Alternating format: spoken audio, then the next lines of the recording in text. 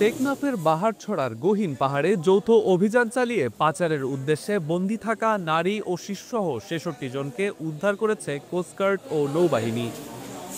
বৃহস্পতিবার সন্ধ্যায় গোপন সংবাদের ভিত্তিতে বাহারছড়ার কচ্ছপি এলাকায় অভিযান চালিয়ে তাদের উদ্ধার করা হয়।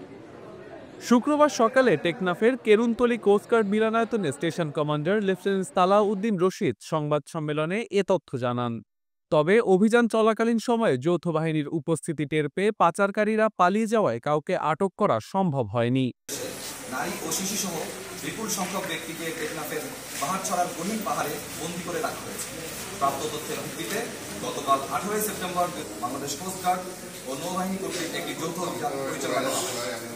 অভিযান চলাকালে কোস্টগার্ড ও নৌবাহিনীর সদস্যরা উক্ত পাহাড়ের চূড়ায় পাচারকারীদের গোপন আস্তানা হতে পাচারের উদ্দেশ্যে বন্দী থাকা নারী ও শিশুসহ ৬৬ জনকে উদ্ধার করতে সক্ষম হয়।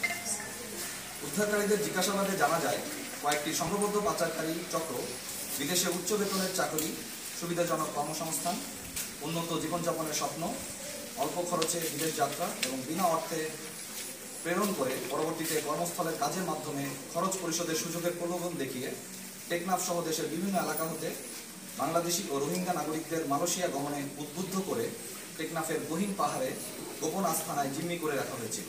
পরবর্তীতে পাচারকারীরা তাদের সুবিধাজনক সময়ে মেরিন ড্রাইভ সংলগ্ন উপকূল হতে বোট যোগে মালয়েশিয়ায় পাচার করার পরিকল্পনা করছিল।